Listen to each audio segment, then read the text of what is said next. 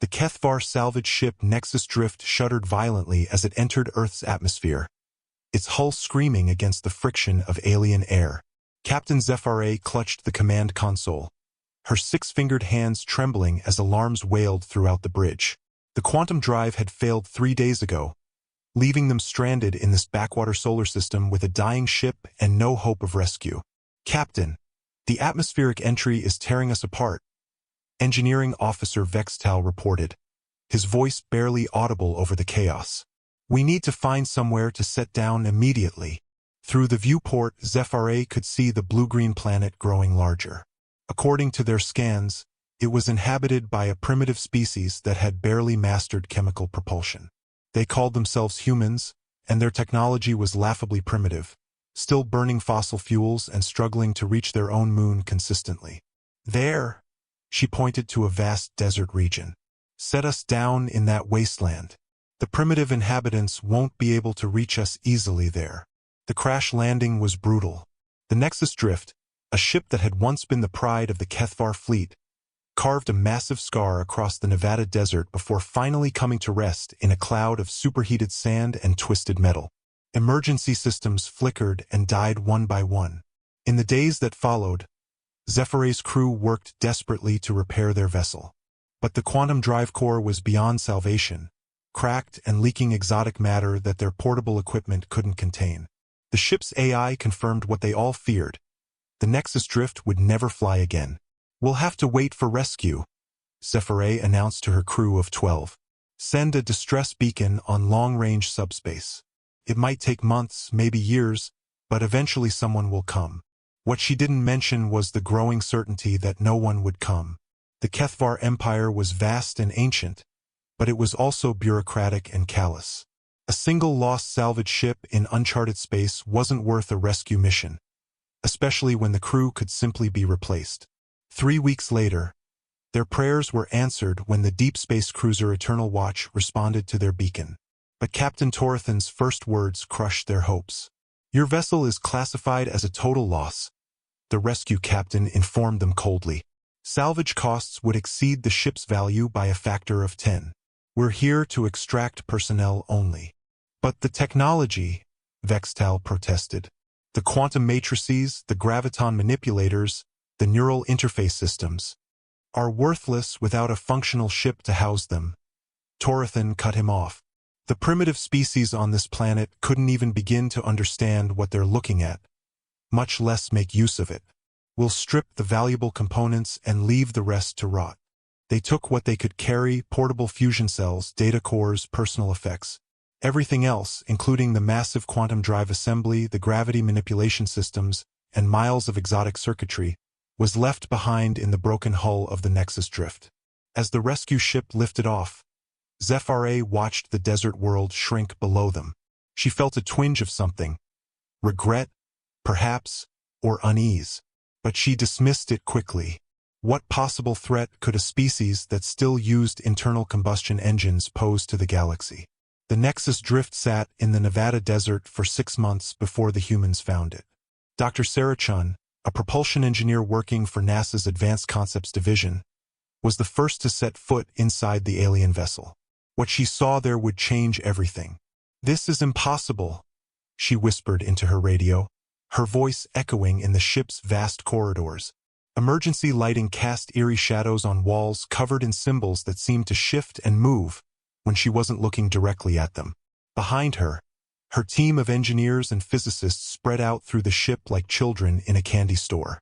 There was Marcus Rodriguez, a quantum physicist who'd been laughed out of 3 universities for his theories about spacetime manipulation. Jennifer Walsh, a materials scientist who'd spent her career trying to create substances that the ship's hull seemed to be made of. And Tommy Kim, a computer systems expert who was already interfacing with alien control panels that responded to his touch with surprising familiarity.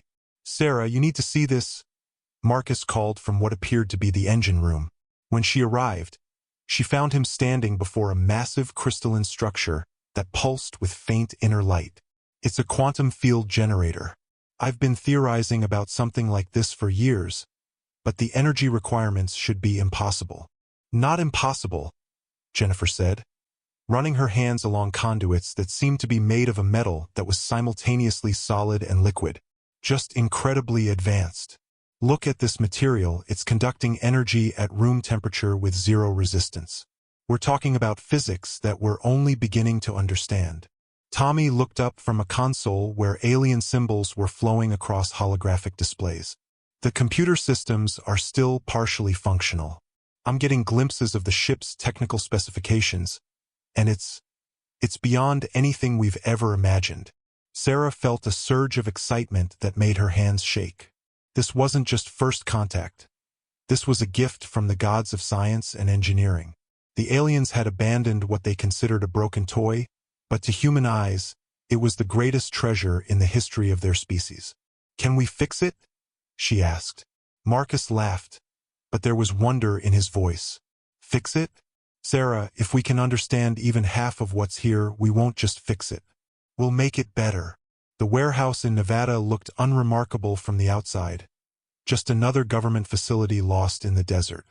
But inside, the most ambitious reverse engineering project in human history was taking shape. Sarah Chun stood before a wall of monitors displaying three-dimensional models of alien technology that her team had been dissecting for 6 months. "The quantum drive core is more damaged than we initially thought," Marcus reported, pointing to a holographic display showing the ship's heart. "But I think I understand why it failed. The Kethvar were using a brute force approach, massive energy inputs to tear holes in space-time. It's elegant, but incredibly wasteful." "Wasteful how?" Sarah asked, studying the complex diagrams that Marcus had been developing. "They're fighting against the natural structure of the universe instead of working with it," he explained, his eyes bright with discovery. "But humans have always been good at finding the path of least resistance. What if we could achieve the same result with a fraction of the energy?" Jennifer Walsh looked up from her materials analysis station. "The hull composition is fascinating too. The aliens used a programmable matter matrix, materials that can change their properties on command. But they only programmed it for basic functions. I've been experimenting with new configurations, and I think we can make it adaptive, self-repairing, self-optimizing." Tommy Kim was deep in conversation with the ship's AI, or what remained of it. The alien computer system had initially been hostile, but Tommy had found a way to communicate that bypassed its security protocols entirely. Instead of trying to hack the system, he taught it English and convinced it to become a partner rather than a prisoner. "The AI calls itself Nexus," Tommy explained to Sarah. "It's been incredibly helpful once it understood that we're not trying to steal its knowledge, we're trying to improve on it. Nexus says the Kethvar never bothered to optimize their systems because they had unlimited resources. But scarcity breeds innovation." Sarah nodded, understanding the implications immediately. Humans had always been the masters of making do with less. They'd built civilizations in deserts, crossed oceans in wooden boats, and reached for the stars with chemical rockets. Now they were applying that same resourcefulness to technology that was supposedly beyond their comprehension. "What's our timeline?" Sarah asked. "For basic repairs? Maybe another 6 months," Marcus said. "But for what we're really planning, the improvements, the optimizations, the complete redesign of key systems, we're looking at 2 years minimum." "The government's getting impatient," Sarah warned. "They want to see results. Military applications, defensive capabilities. They'll get them," Jennifer said with a grin that was equal parts excitement and something darker. "But not in the way they're expecting." Over the following months, the project took on a life of its own. Word had somehow leaked, despite the classified nature of the work, and the world's brightest minds were volunteering for the project. Not just Americans, scientists and engineers from every nation on Earth were requesting access to the alien technology. Dr. Yuki Tanaka arrived from Japan with theories about neural interface optimization that made Tommy's work look elementary. Professor Elena Kozlov came from Russia with insights into exotic matter manipulation that revolutionized Marcus's quantum field equations. Dr. Amara Okafor brought expertise in autonomous systems from her work in Lagos that transformed how they approached the ship's defensive capabilities. The international cooperation was unprecedented, but it wasn't entirely voluntary. Every major government on Earth wanted access to the technology, and the threat of being left behind in a new technological revolution was enough to overcome decades of political tensions. It's becoming something bigger than just a repair project, Sarah confided to her original team during a late-night work session. We're not just fixing their ship, we're building something new. Something that's never existed before. A hybrid, Marcus agreed. Human ingenuity applied to alien technology. The question is, what do we do with it when it's finished? That question became more urgent when the first test flight took place 8 months into the project. The ship, no longer quite the Nexus Drift but not yet renamed, lifted off from the Nevada desert with Sarah at the controls. The quantum drive, now optimized with human improvements, didn't tear a hole in space-time. Instead, it convinced space-time to fold itself gently, creating a pathway that required 90% less energy than the original HFY design. The test was supposed to last 10 minutes and cover a distance of 1,000 miles. Instead, Sarah found herself on the edge of the solar system in less than 3 minutes, looking back at Earth as a tiny blue dot. "Control, this is Chen," she radioed, her voice steady despite the magnitude of what had just happened. "We have a problem. And by problem, I mean we just accidentally created the fastest ship in human history." When she returned to Earth, a journey that took only seconds with the improved drive, she found the entire team gathered around the monitors in stunned silence. The ship's performance had exceeded their wildest projections. They hadn't just fixed the alien vessel, they'd improved it beyond recognition. "The energy efficiency is incredible," Marcus whispered, staring at the readouts. "We're getting performance that should require a ship 10 times this size. And the structural modifications held perfectly," Jennifer added. "The hull actually got stronger during the flight. The programmable matter is learning, adapting in real time." Tommy was grinning at his console. "Nexus is practically singing. Says it's never felt so alive." The neural interfaces aren't just connecting human thought to alien systems. They're creating something entirely new. Sarah looked around at her team, seeing the same realization dawning on all their faces. They hadn't just built a better ship. They'd created something that represented a fundamental shift in the balance of power, not just on Earth, but potentially throughout the galaxy. "We need to be very careful about our next steps," she said quietly, "because when word of this gets out, everything changes." The call came at 3 in the morning, jolting Sarah from the first real sleep she'd had in weeks. General Patricia Hayes, the Pentagon liaison for the project, was on the line, and her voice carried an edge that made Sarah's blood run cold. "Dr. Chun, we have a situation. Get to the facility immediately. We're not alone anymore." Sarah dressed quickly and drove through the desert darkness, her mind racing. When she arrived at the warehouse, she found it surrounded by military vehicles and buzzing with activity.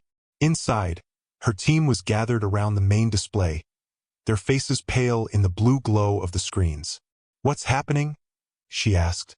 Tommy pointed to the display, where a three-dimensional map of local space showed several moving objects.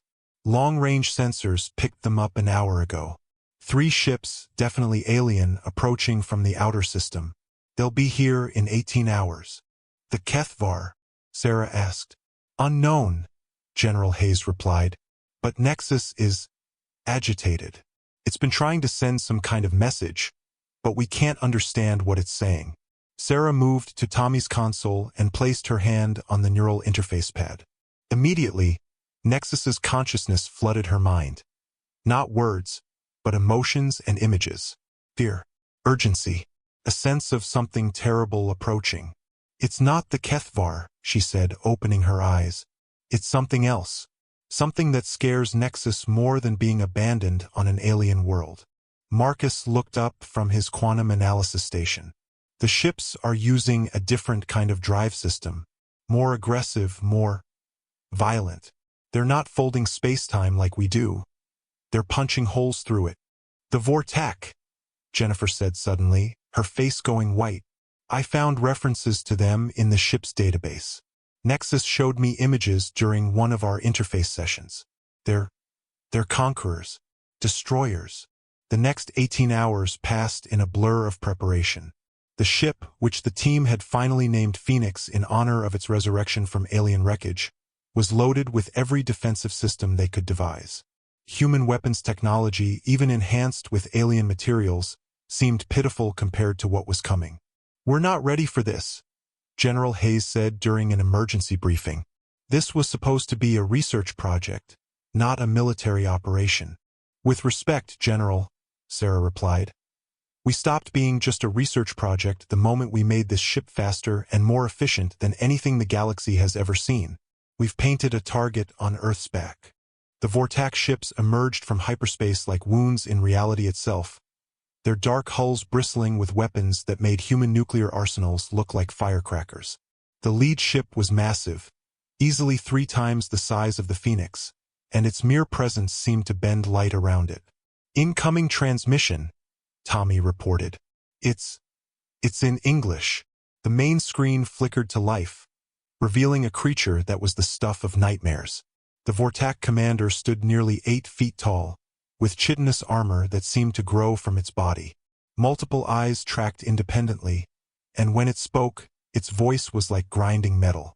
"Primitive world," it said, each word dripping with contempt. "We detected the use of quantum manipulation technology. You will surrender the vessel and its crew for interrogation. Resistance will result in the complete sterilization of your species." Sarah felt her team looking at her, waiting for her decision. She thought of the billions of people on Earth who had no idea that their fate hung in the balance of this moment. Then she thought of the Phoenix, of everything they'd built together, of the impossible made real through human stubborn refusal to accept limitations. "No," she said simply. The Vortak commander's eyes all focused on her simultaneously. "No, you heard me correctly," Sarah continued, moving to the captain's chair that had once belonged to ZFRA. "This is our world, our system, and our ship. If you want it, you'll have to take it." The commander made a sound that might have been laughter if it hadn't been so terrifying. "Your primitive vessel against the might of the Vortak Empire? You will be destroyed in seconds." "Maybe," Sarah admitted, "but you're making the same mistake the Kethvar made. You're underestimating humans." The transmission cut off, and immediately the Vortak ships began moving into attack formation. The Phoenix's sensors showed energy building in weapon systems that could probably crack planets. "All stations, prepare for combat," Sarah announced. "Marcus, give me everything the quantum drive has. Jennifer, I need hull modifications for maximum maneuverability. Tommy, link me directly to Nexus. I want full integration." "Sarah," Marcus said quietly, "the modifications we've never tested them under combat conditions. The power levels we're about to attempt could tear the ship apart." "Then we'd better make sure they don't," Sarah replied, placing her hands on the neural interface. "Nexus, are you ready for this?" The AI's response flooded her consciousness.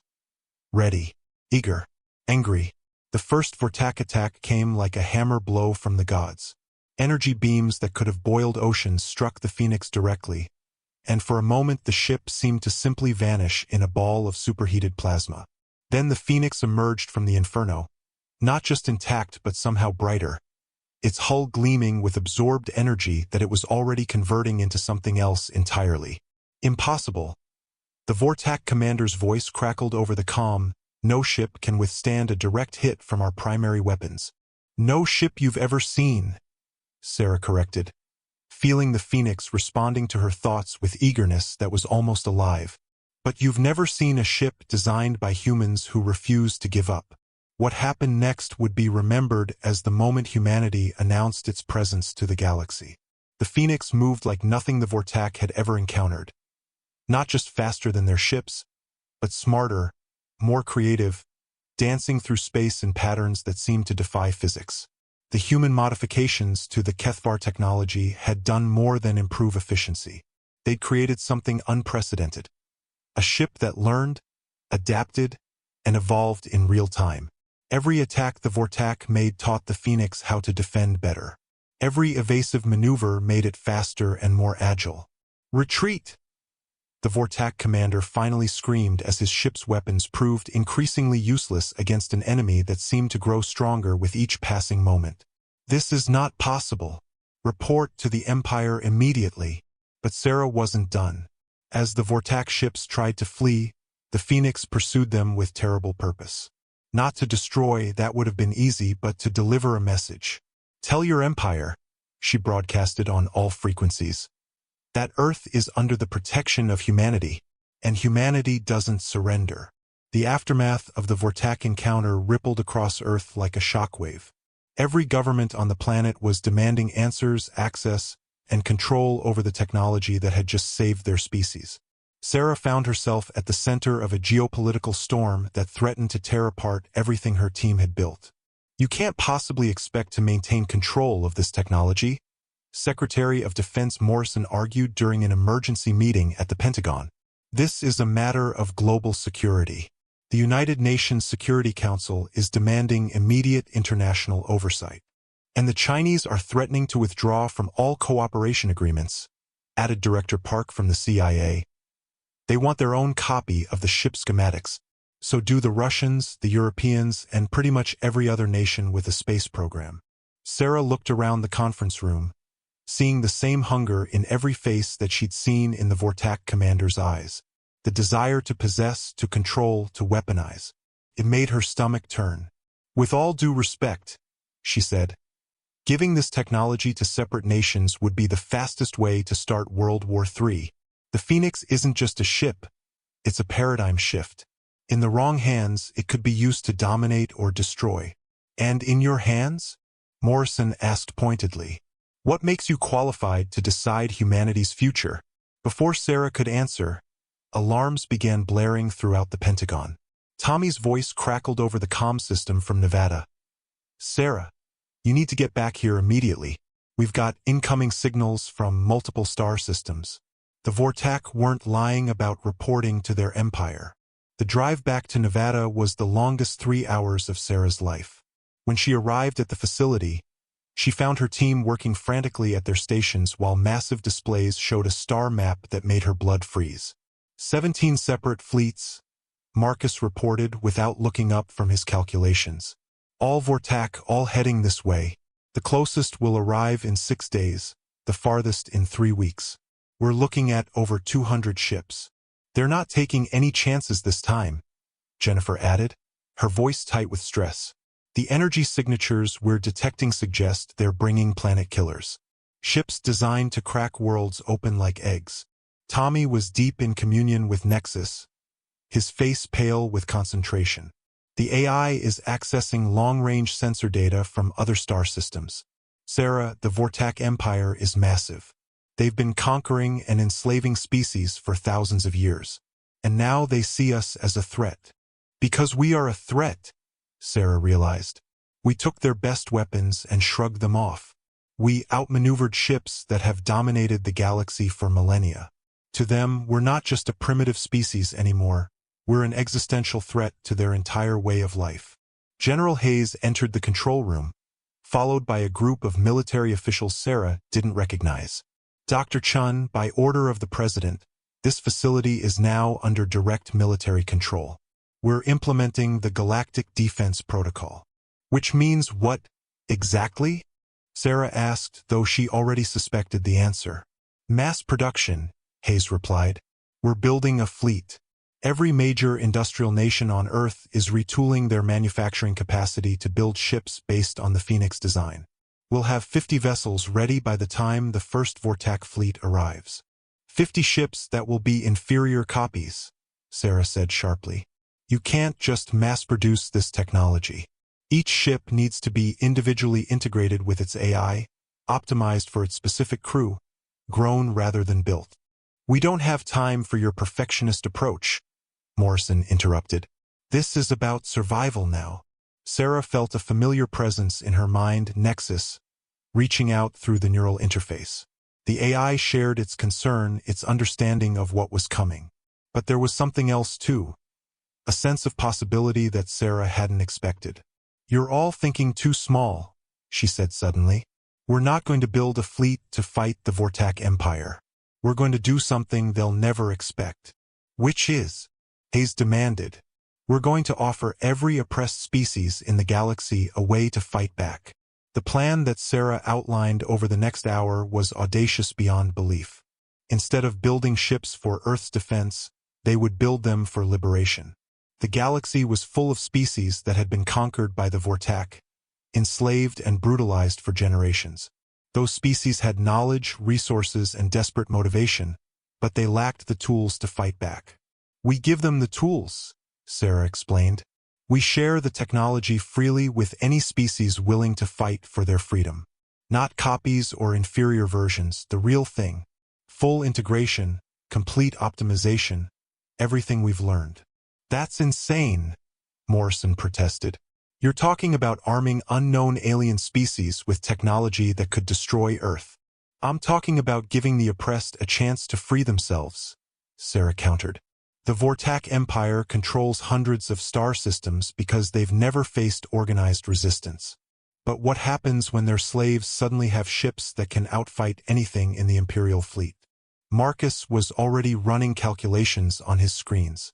The logistics would be incredible. We'd need to establish contact with resistance movements across dozens of star systems, coordinate simultaneous uprisings, provide technical support for species we've never even met. It's impossible, Jennifer said, but there was excitement in her voice. It's completely, utterly impossible. Good, Sarah grinned. Impossible is what humans do best. Tommy looked up from his communion with Nexus, his eyes bright with possibility. The AI has been monitoring communications across the galaxy since we first activated it. There are resistance networks, Sarah. Hidden communication channels, secret meetings, species that have been planning rebellion for generations. They're just waiting for someone to give them hope. And we're going to do more than give them hope, Sarah said, feeling the pieces of an impossible plan clicking into place in her mind. We're going to give them victory. The next 4 days were a frenzy of activity unlike anything Earth had ever seen. Sarah's team worked around the clock to create standardized ship designs that could be built quickly while still maintaining the crucial integration with AI systems. They established contact with 18 different resistance movements across the galaxy, sharing technical specifications and coordinating plans. The governments of Earth were split between terror and excitement. Some saw Sarah's plan as humanity's greatest achievement, a chance to lead a galactic revolution for freedom. Others saw it as suicide, provoking an enemy that could destroy Earth 100 times over. You're betting our entire species on this, General Hayes said during one of their final briefings. No, Sarah corrected. I'm betting on the fundamental truth that has driven every human achievement. When people fight for their freedom, they're capable of anything. And now, for the first time in galactic history, the oppressed outnumber their oppressors.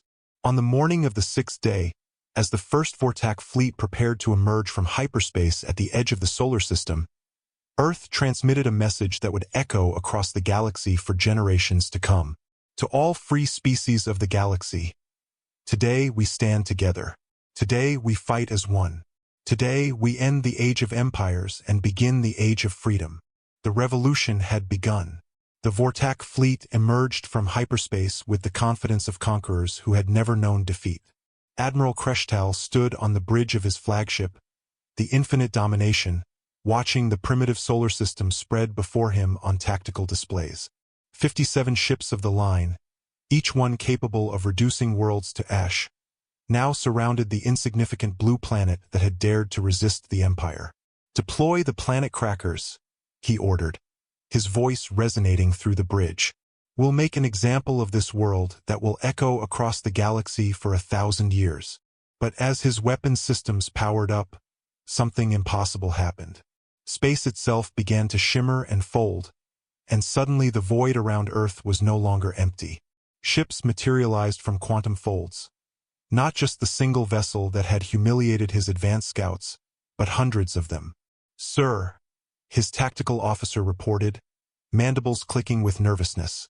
I'm reading 437 vessels of unknown configuration. They're not all human ships. Admiral Kreshtal studied the tactical display with growing disbelief. The ships surrounding Earth bore the design aesthetics of dozens of different species, the flowing curves of the Zephyrian rebels, the crystalline structures of the ethereal resistance, the biomechanical hybrids of the symbiont underground. Species that should have been locked away in labor camps were here, armed with technology that made his sensors scream warnings. "This is impossible," he growled. "How did they coordinate this? How did they even communicate across such distances without us detecting them?" His answer came in the form of a transmission that reached his ship on frequencies the Vortak had thought were permanently jammed. The face that appeared on his screen was human, a female with dark hair and determined eyes, but behind her, he could see representatives of a dozen species that should have been broken and enslaved. "Admiral Kreshtal," the human said, somehow knowing his name and rank. "I'm Dr. Sarah Chun, and I speak for the Free Galaxy Alliance. Your empire's reign of terror ends today." "Primitive fool," Kreshtal snarled. "You face the might of the Vortak Empire. We have crushed species far more advanced than yours. What makes you think this pathetic alliance of slaves and rebels can stand against us?" Sarah's smile was cold as space itself. "Because you've never fought species that refuse to stay beaten. And you've never faced the one thing that has driven humanity to survive every impossible odd we've ever encountered. Which is spite." The battle that followed would be studied by military historians for generations, if there were any Vortak historians left to study it. The Free Galaxy Alliance didn't fight like any enemy the Empire had ever faced.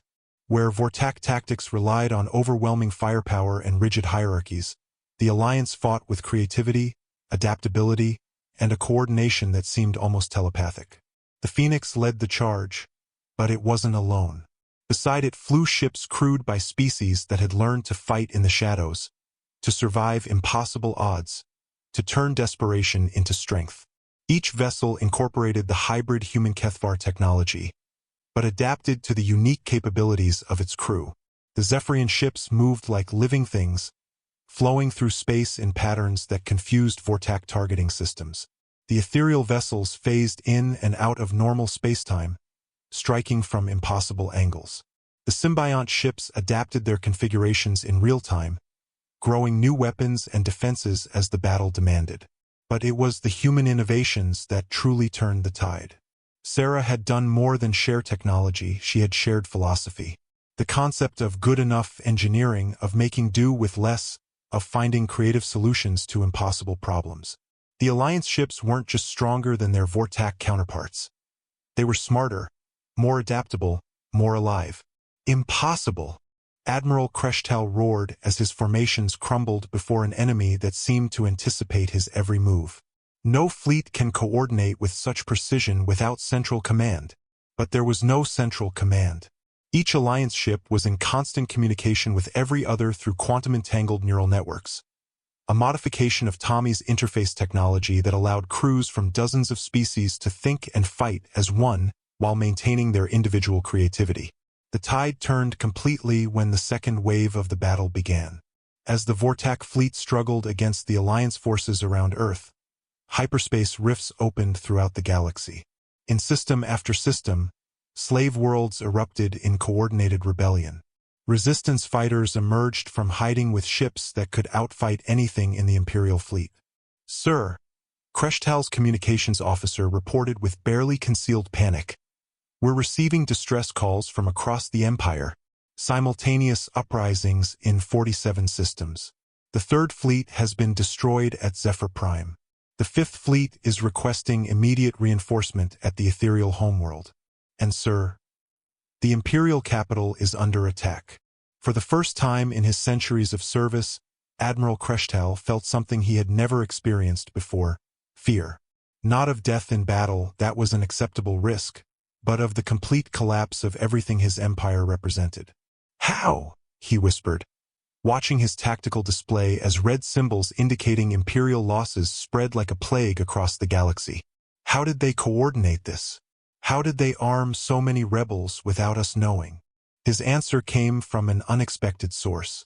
Nexus, the AI that had once served the Kethvar but now served something greater, broadcasted on frequencies that reached every ship in the system.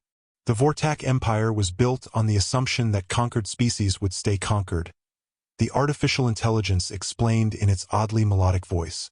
But you never encountered a species like humanity, one that refuses to accept the impossible. They didn't just fix our ship. They made it better. They didn't just improve our technology. They shared it freely. And they didn't just fight for their own freedom. They fought for everyone's. Admiral Kreshtal watched in horror as his flagship's shields failed under sustained fire from Alliance vessels that seemed to grow stronger with each passing moment. Around him, the most powerful fleet in Vortak history was being systematically dismantled by an enemy that shouldn't have existed. "All vessels," he transmitted, his voice heavy with defeat. "Retreat to hyperspace. Report to Imperial High Command that—" He paused, struggling with words that had never been spoken in the 1,000-year history of the Empire. "Report that the Vortak have been defeated." As the surviving Imperial ships fled into hyperspace, Sarah stood on the bridge of the Phoenix, watching the liberation of Earth and the birth of something unprecedented in galactic history. Around her, her team worked frantically to coordinate with resistance movements across dozens of star systems, providing technical support and tactical guidance to species fighting for their freedom after generations of oppression. "It's working," Marcus said, disbelief clear in his voice. "The Empire is actually collapsing. Their fleets are being destroyed faster than they can regroup." "Because they never learned the most important lesson," Sarah replied, feeling Nexus's approval through their neural link. "When you give people the tools to fight for their freedom, they'll find ways to use those tools that you never imagined." The revolution had succeeded beyond their wildest dreams. But as Sarah looked at the tactical displays showing the scope of the galactic uprising, she realized that this was just the beginning. They had torn down an empire. Now they had to build something better in its place. 6 months after the fall of the Vortak Empire, Sarah Chand stood in the council chambers of New Geneva Station, humanity's first deep space diplomatic facility. Through the massive viewports, she could see ships from dozens of species docked at the station's extensive berths. Former slaves now free, former enemies now allies, all working together to build something the galaxy had never seen before. The Free Galaxy Alliance had grown beyond anyone's imagination. What had started as a desperate military coalition had evolved into a democratic federation representing over 300 species across 2,000 star systems. And at its heart was the principle that had driven humanity's greatest achievements: the idea that no challenge was insurmountable if people worked together. "The ethereal delegation is reporting complete success in the Outer Rim sectors," reported Ambassador Zara al-Rashid, humanity's representative to the Alliance Council. "The last Vortak fortress worlds have been liberated. For the first time in over a millennium, the Outer Rim is free." Sarah nodded, but her attention was focused on the holographic display showing real-time communications from across the galaxy. The neural network technology that had originally connected Alliance ships during the Revolution had evolved into something unprecedented.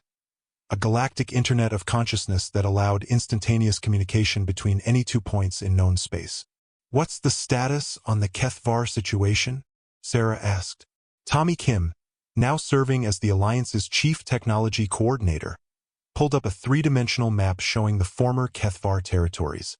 "It's complicated.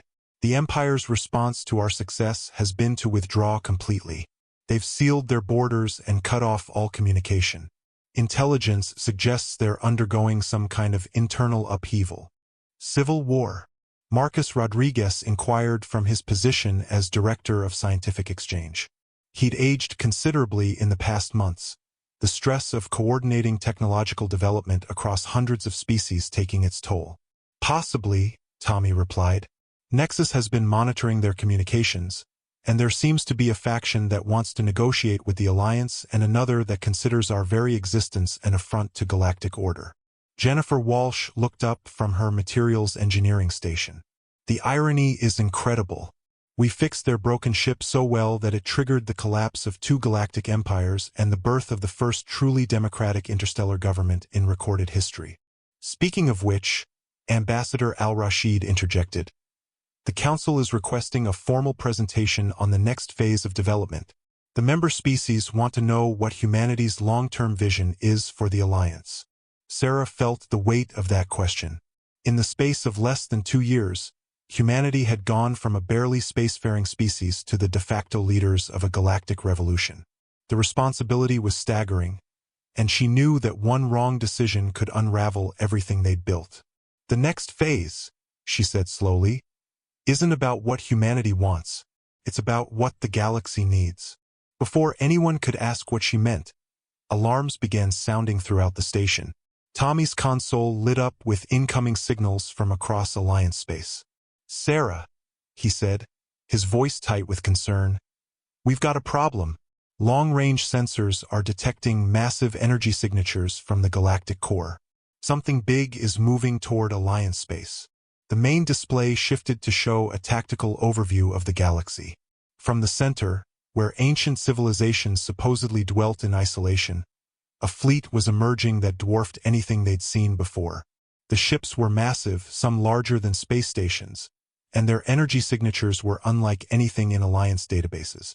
"The architects," whispered Dr. Elena Kozlov, who had joined the team as an expert in ancient galactic history. "I thought they were just legends." "Who are the architects?" Sarah asked, though something in Nexus's sudden alertness through their neural link suggested the AI knew exactly what they were dealing with. "The oldest species in the galaxy," Elena explained, her face pale. "According to the oldest records, they built the hyperspace network that all faster-than-light travel depends on. They've been silent for over 50,000 years, supposedly withdrawn to the galactic core in meditation or hibernation. And now they're waking up," Marcus observed grimly. "The question is whether they see us as a threat or an opportunity." Their answer came sooner than expected. The lead architect vessel, a structure that seemed to be grown rather than built, stopped at the edge of Alliance space and transmitted a message that reached every ship, every station, every inhabited world simultaneously. The being that appeared on their screens was ancient beyond human comprehension. Its form was vaguely humanoid but seemed to shift between states of matter, sometimes solid, sometimes energy, sometimes something that existed in dimensions human eyes couldn't properly perceive. "Young species of the Alliance," it spoke, its voice carrying harmonics that resonated in listeners' bones. "I am keeper of memories, first among the architects. We have watched your rapid ascension with great interest." "Your interest is appreciated," Sarah replied, stepping forward as the Alliance's primary spokesperson. "I'm Dr. Sarah Chun, speaking for the Free Galaxy Alliance. We've heard legends of your people but never expected to encounter you directly." "Legends," the architect mused. "Yes, we have become legends in our long absence. But we have never truly left. We have watched, waited, guided when necessary. The network of hyperspace passages that enables your faster-than-light travel? We built it. The quantum principles that allow your neural networks to function. We discovered them. The very concept of democratic cooperation between species? We seeded it into galactic consciousness eons ago." Sarah felt her team's shock through their shared neural link. The implications were staggering. Humanity's greatest achievements had been built on foundations laid by beings so ancient they were barely remembered as myths. "Why reveal yourselves now?" she asked. "Because you have achieved something we believed impossible," the keeper replied. "In less than 2 of your years, you have unified more species in peaceful cooperation than any civilization in galactic history. You have turned tools of war into instruments of liberation. You have proven that evolution, technological, social, spiritual, need not follow the paths of dominance and conquest." The architect's form shifted, and suddenly Sarah could see through its eyes. A perspective that spanned millennia and encompassed the rise and fall of countless civilizations. "We have watched 10,000 species achieve interstellar travel," the keeper continued. "All but a few followed the same pattern. Expansion, conquest, empire, stagnation, decline, extinction. The Vortak were simply the most recent example. The Kethvar will be the next, unless they change their fundamental nature." "And humanity?" Sarah asked, though she suspected she already knew the answer. "Humanity is the first species we have observed that consistently chooses cooperation over conquest, innovation over stagnation, liberation over domination. You took a broken tool of an empire and transformed it into an instrument of freedom. More importantly, you shared that freedom freely, without demanding tribute or submission. Marcus stepped forward. Are you saying we're some kind of chosen species? The keeper's form rippled with what might have been amusement. Chosen? No. Unique? Perhaps. But not in the way you might think.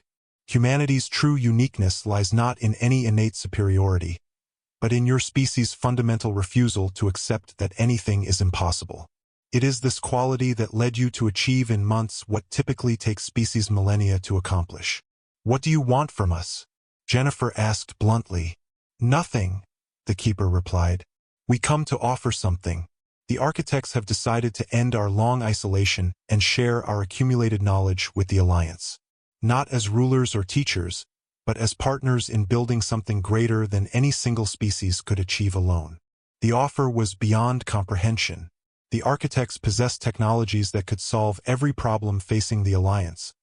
Faster-than-light communication, matter conversion, even the manipulation of time itself. But there was something in the keeper's manner that suggested this gift came with responsibility. What's the catch? Sarah asked. Wisdom, the keeper replied simply.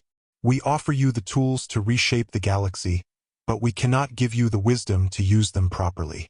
That must come from within, earned through experience and tempered by failure.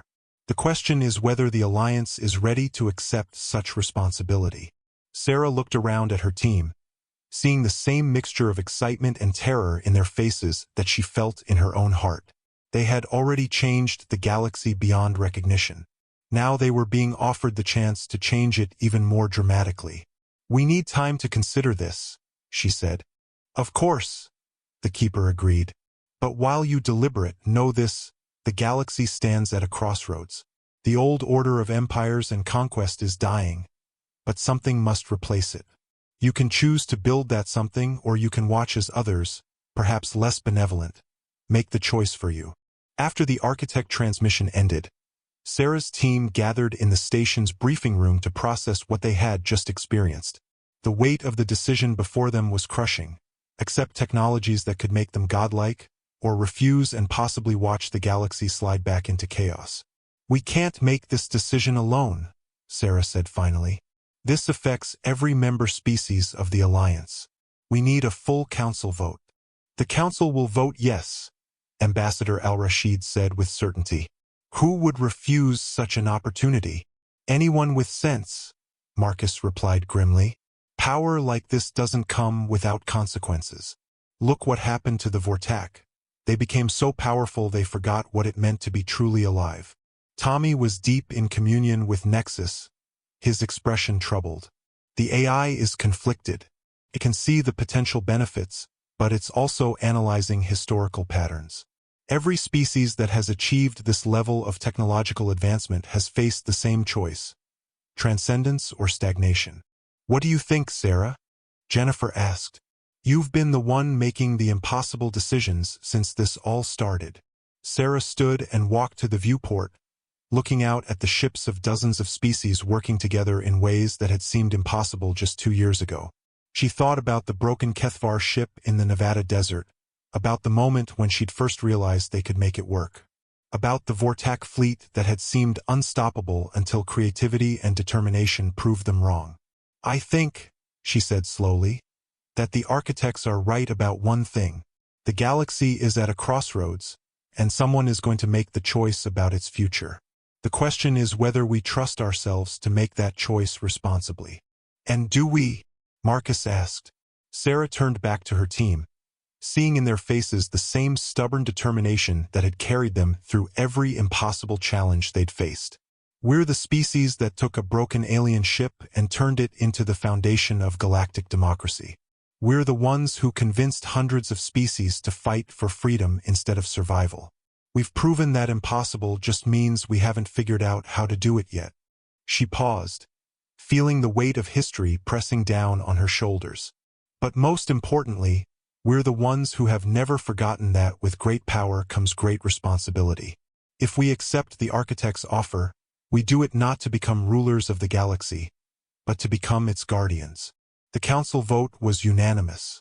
Within days, architect knowledge was flowing through alliance networks, transforming everything from ship design to planetary engineering. But more importantly, the architects were sharing their philosophical insights, the accumulated wisdom of millions of years spent watching civilizations rise and fall. The new technologies were incredible. Ships that could traverse the galaxy in hours rather than days. Planetary engineering tools that could terraform dead worlds in months.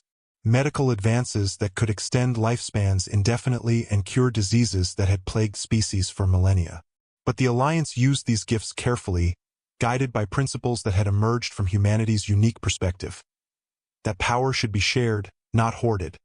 That progress should benefit everyone, not just the few. And that the greatest achievements came from cooperation, not conquest.